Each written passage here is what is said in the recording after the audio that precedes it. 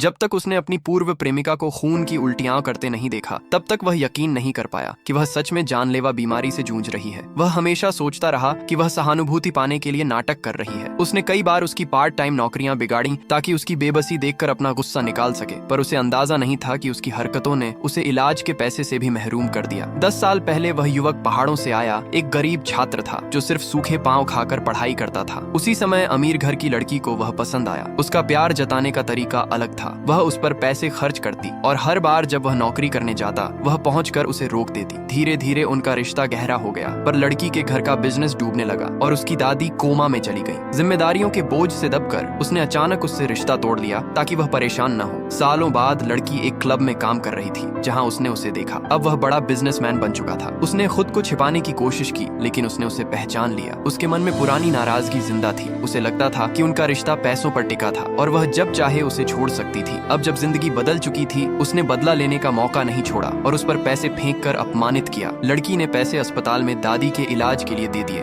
Doctor ने उसे भी अपनी बीमारी का इलाज कराने को कहा जो आनुवंशिक थी और इलाज न कराने पर जानलेवा हो सकती थी, पर उसके पास कोई सहारा नहीं था। उसका ध्यान सिर्फ दादी को बचाने पर था। उसने और मेहनत करनी शुरू की लेकिन हर नौकरी कुछ देर में खत्म हो जाती। एक दिन उसने देखा कि उसकी सारी नौकरियां उसी आदमी के कारण छिन रही थी। उसने ताना मारा कि क्या अब पैसे कमाने का तरीका समझ आया। उसने पूछा कि क्या वह उसके ऊपर हुए अपमान का बदला ले रहा है। अगले दिन वह चुपके से उसकी दादी से मिलने अस्पताल गया। उसने कभी उसे भुलाया नहीं था और जानना चाहता था कि उसने क्या सहा है। उसकी आवाज सुनकर दादी को होश आ गया। उन्होंने आंसुओं में कहा कि उन्होंने सपना देखा था कि उनकी शादी हो रही है। युवक को वे पुराने दिन याद आ गए जब कॉलेज में भूखे रहकर पढ़ाई करते समय दादी उसके लिए खाना लाती थी और कहती थी कि वह मेहनती है और उनकी पोती को कभी दुख नहीं देगा। उसने दादी को ऑक्सीजन मास्क पहनाया और निकल गया। इधर लड़की डॉक्टर से बात कर रही थी। डॉक्टर ने कहा कि दादी ठीक हो सकती हैं। तभी नर्स आई और बताया कि दादी का निधन हो गया। लड़की हैरान रह गई। नर्स ने कहा कि युवक कमरे में आया था और उसके बाद उसकी मंगेतर आई। उसने शादी का कार्ड दिया